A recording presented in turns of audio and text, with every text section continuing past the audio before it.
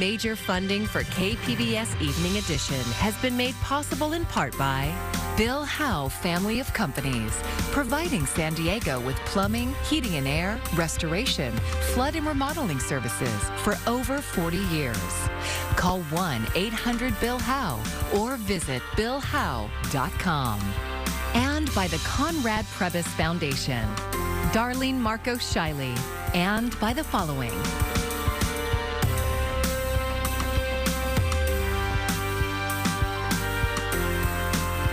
And by viewers like you. Thank you. A record 300,000 people are expected at San Diego Pride this weekend, and security will be tight. Thanks for joining us. I'm John Carroll in for Maya Trabulsi. Events celebrating the LGBTQ+ community continue all week, culminating in a festival in Balboa Park and the parade down University Avenue on Saturday. Preparations are training are underway tonight. KPBS reporter MG Perez is live in the heart of Hillcrest at Rich's, one of the most popular and established gay bars in the county. MG, what's going on down there? John, indeed, for decades, Rich's has been known for its late-night dances and stellar entertainment. But this is Pride Week, and it is likely that there will be lots of fun and partying going on here. And where there are large groups of people, there is plenty of preparation that is required for those groups of people. This afternoon, the Rich's dance floor was turned into somewhat of a classroom, if you will, as bar employees and community members attended an active shooter training.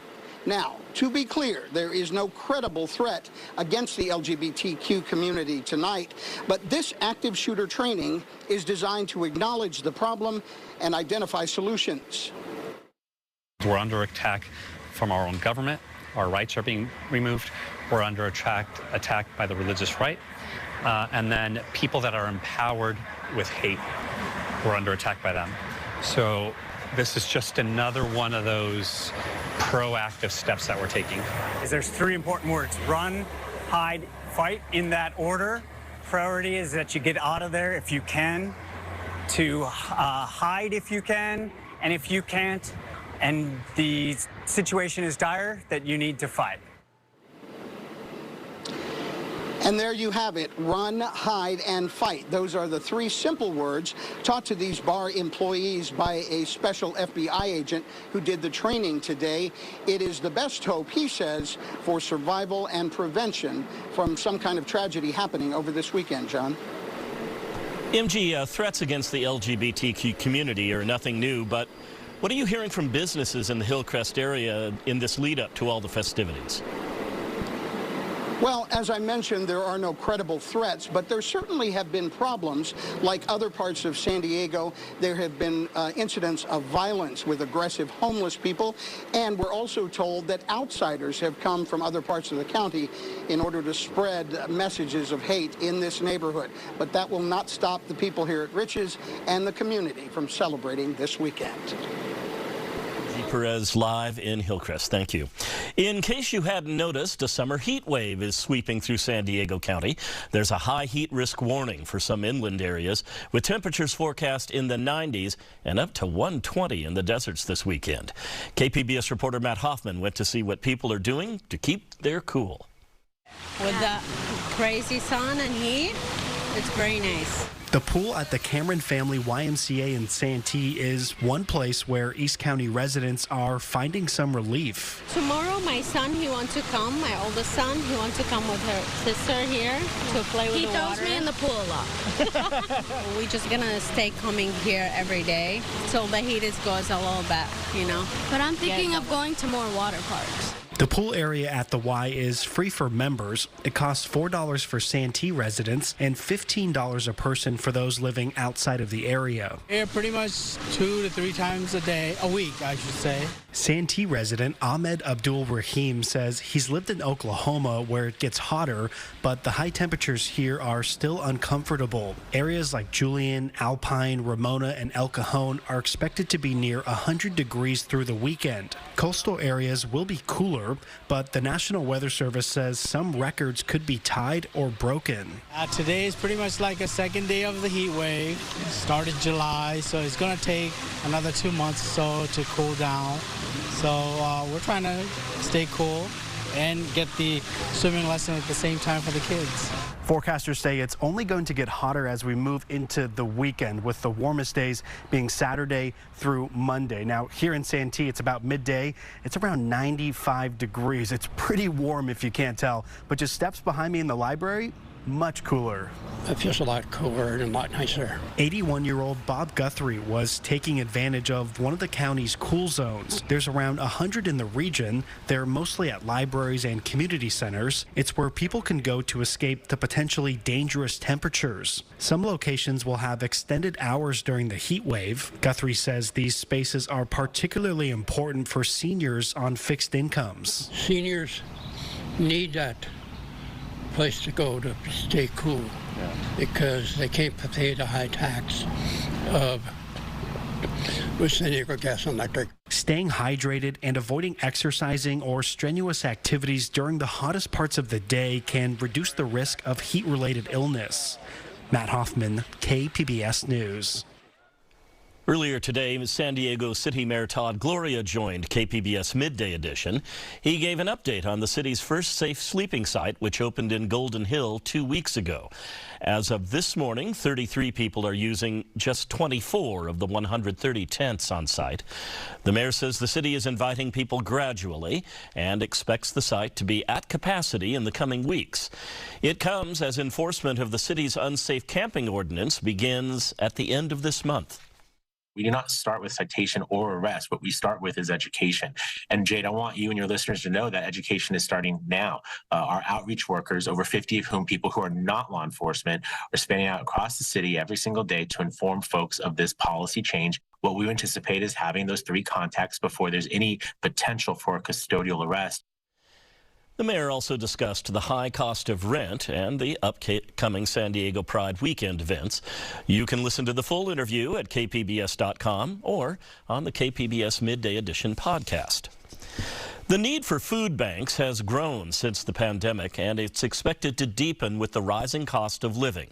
But a recent study from the San Diego Food Bank says some areas are experiencing that need more than others.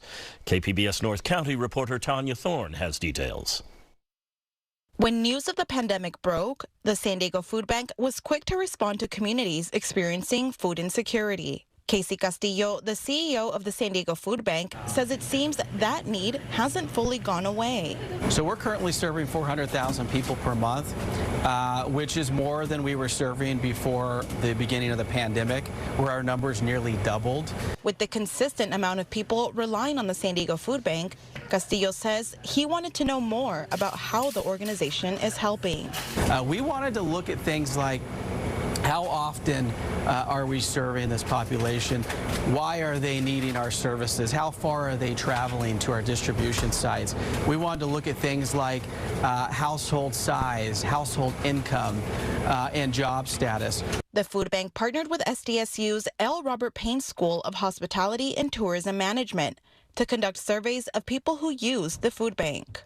How much money does the food bank actually generate in economic impact for San Diego? Mark Testa is the SDSU professor who set out to help find the answer. Here is what he found. That for every $1 that they give in food products, that's $1 less that someone might have to spend on other things. And so that frees up money for people to spend on housing or healthcare or childcare. And so we were able to assess that, and there's a range of impact up to about $134 million, which is a monstrous number. The top reasons why recipients surveyed rely on the food bank were rising costs, seniors on fixed incomes, and not enough income. I think the biggest takeaway from the study is that food insecurity is, one, not isolated to any particular group. We tend to think that it's only people who are unemployed or homeless that have food insecurity.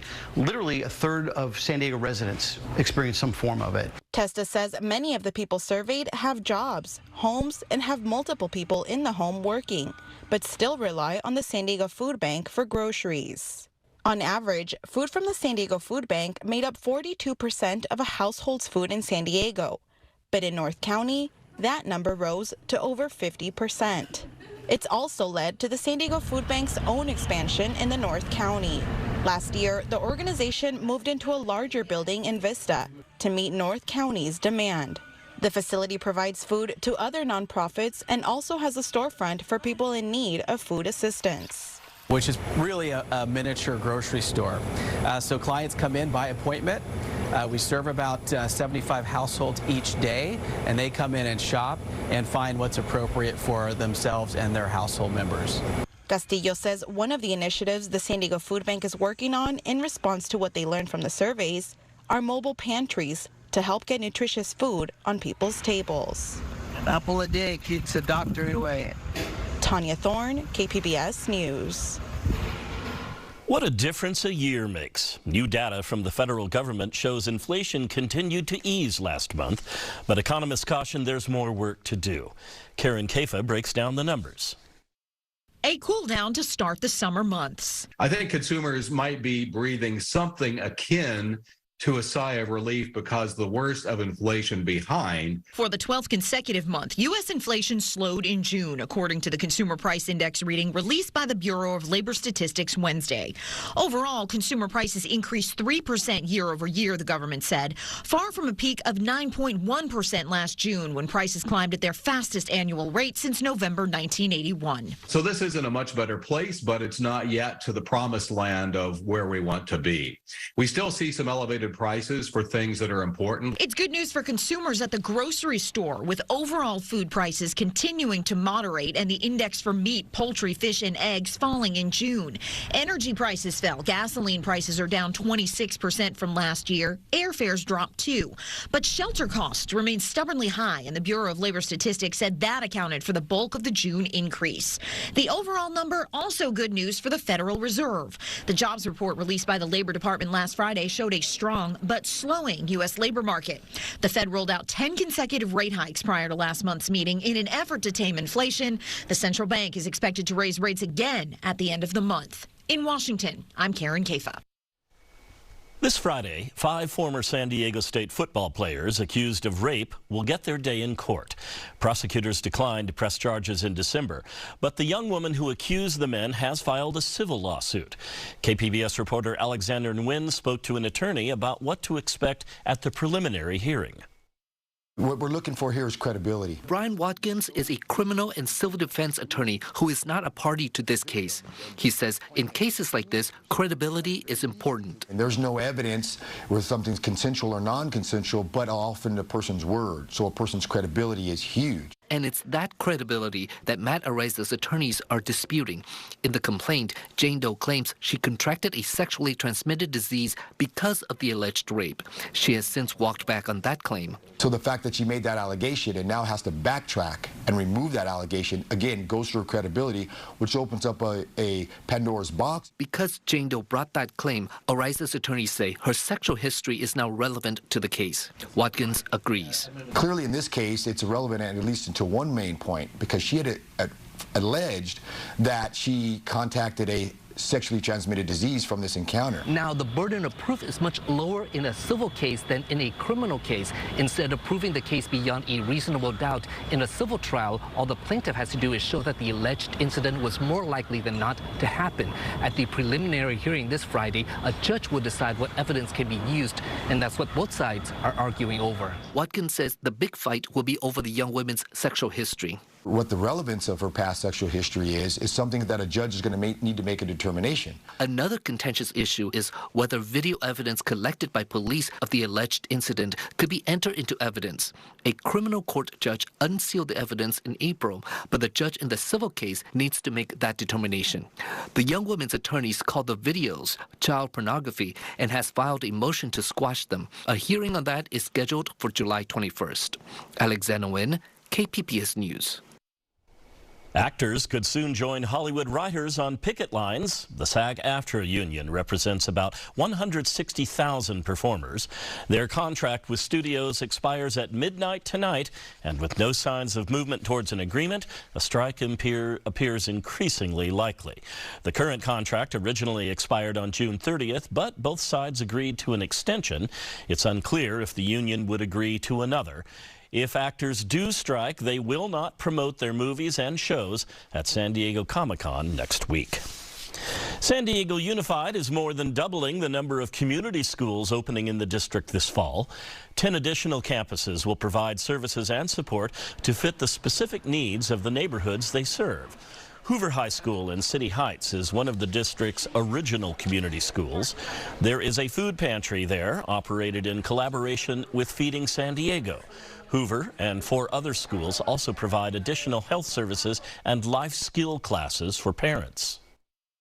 I think the beauty of the community school strategy is that it localizes the needs of the specific sites, and whatever those sites need, now it's the work of the community school team to go out and make those connections with community resources.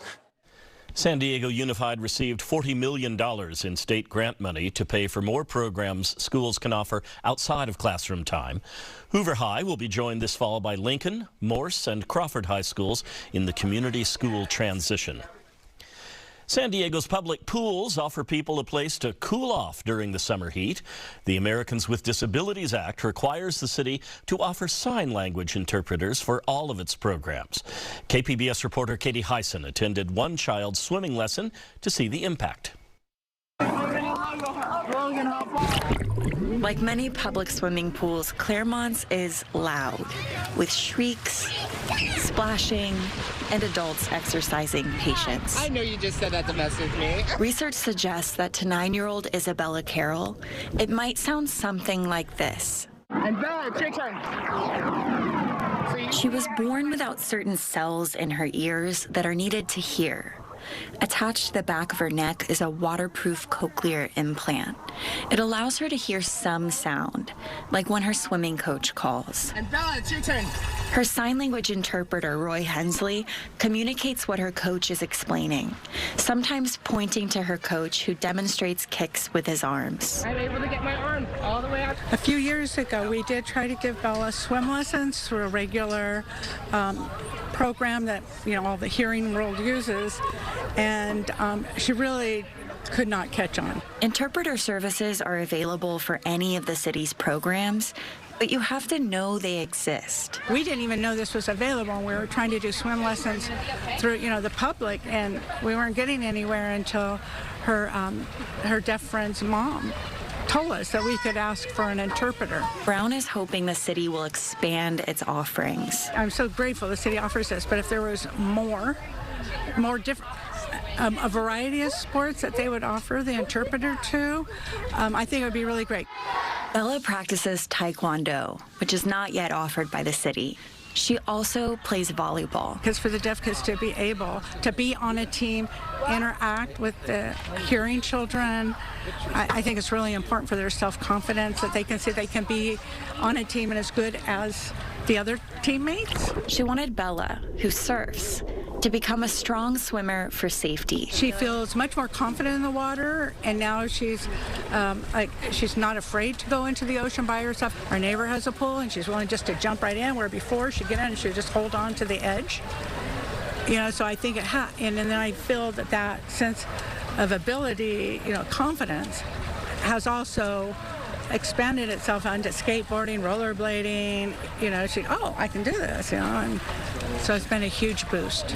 She's a lot cooler than I was at her age. I know, I should call her. Brown says that new confidence empowered her to approach people and make friends, too. So she's included a lot more with the other kids at the playground. To her interpreter, Hensley, it's about basic equity. It's important because it's part of life. It's something a kid wants to do, so it should be accessible for them. For Bella, it's even more straightforward.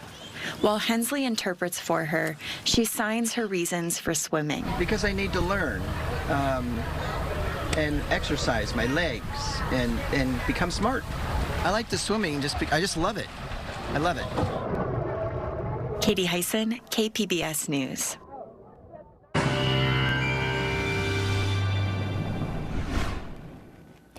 The heat. That is going to be one of our main topics here that we are covering. Let's take a look at our weather headlines here. It's a long duration heat wave that we will continue to track. The heat looks to really peak as we head into the weekend.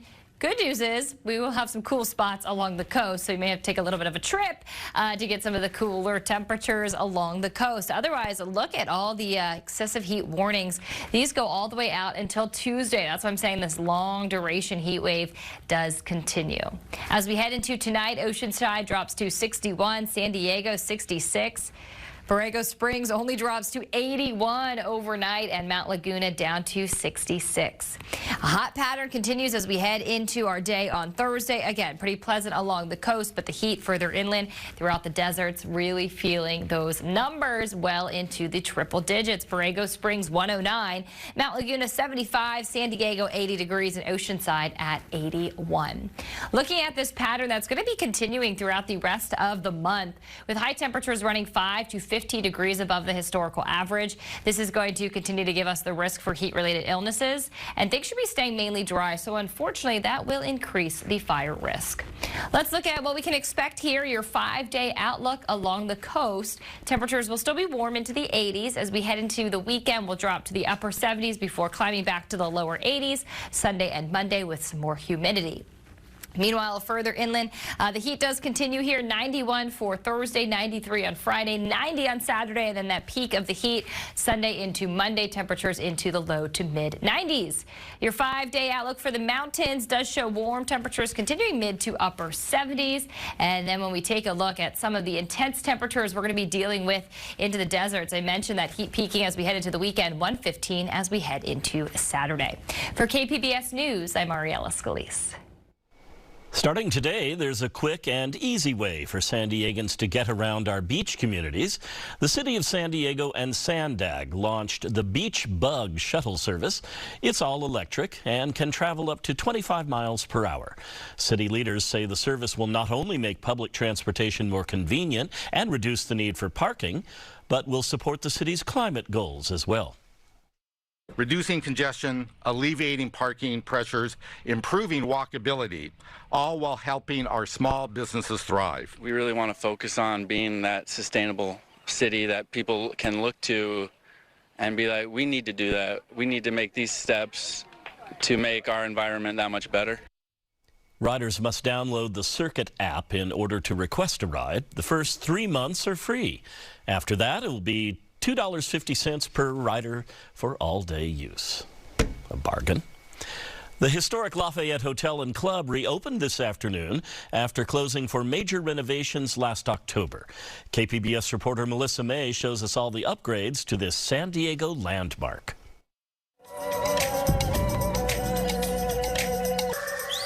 From the outside, the Lafayette Hotel and Club maintains its iconic tall white columns. We were very intentional about respecting the history of this place and respecting what it does for the local community and the local culture here as well. But as soon as you step inside, we work with thousands of designers and architects and people to sort of really bring the beauty to this place alive. The cost of this remodel? $31 million. And the idea that you want to come into a space and actually be almost visually stimulated wherever you see. Marquise Willis is the Director of Sales and Marketing for the Lafayette. Peer into a bit of a new age as well, but also understand that we want to be able to elevate the community and bring something really cool to North Park. The Lafayette is the first hotel owned and developed by CH Projects. The hospitality group is known for its iconic restaurants, like Polite Provisions. We've done really well in the restaurant space, and all of our spaces are very eclectic. They have a lot of opulence when it comes to the design of that. But the most important thing about the restaurant spaces is that it's something that gives back to the local community. And Lafayette being a part of the community for so long, almost 77 years, this right here just felt like it was home for us. The lobby bar is the epicenter of the hotel, sitting between a 24-hour diner, retail shop, and of course, the historic pool. We restored the pool, we did the tiling. We actually didn't touch it too much because this is one of the very instrumental focal points of the property. This pool was actually designed and built by the very first Tarzan, Johnny Weissmuller, and it was important that we sort of kept a little bit of his spirit in the pool as well. While the rooms feature an eclectic mix of styles, including Victorian and Tudor designs, Willis describes the theme of the hotel. It's community. I would probably say that's the thing. We create spaces so that people can actually come together and have a place that gives them a little bit of escapism, again, but also a staycation is good for the local community as well. And if you're thinking about taking a staycation at the hotel, room rates start at $299 a night. Melissa May, KPBS News. The San Diego Padres will make history when they compete in Major League Baseball's first regular season game in South Korea. They'll face the LA Dodgers in next season's opener on March 20th and the 21st. You'll remember the Padres played the first regular season games in Mexico City against the San Francisco Giants earlier this year. In addition to the Seoul series, the MLB has announced other international games in London, Mexico City, and the Dominican Republic. Here's a look at what we're working on for tomorrow in the KPBS newsroom. The first album by Queen was released, oh my gosh, 50 years ago? Can that be true? NPR's Morning Edition takes a look back at the music that introduced the world to the singular voice of Freddie Mercury. And KPBS Midday Edition is interviewing the executive director of San Diego Pride about the recent U.S. Supreme Court decisions restricting LGBTQ+ rights. You can find tonight's stories on our website, kpbs.org. Thank you so much for joining us. I'm John Carroll. Have a great evening. Major funding for KPBS Evening Edition has been made possible in part by Bill Howe Family of Companies, providing San Diego with plumbing, heating and air, restoration, flood and remodeling services for over 40 years. Call 1-800-BILL-HOWE or visit billhowe.com. And by the Conrad Prebys Foundation, Darlene Marco Shiley, and by the following: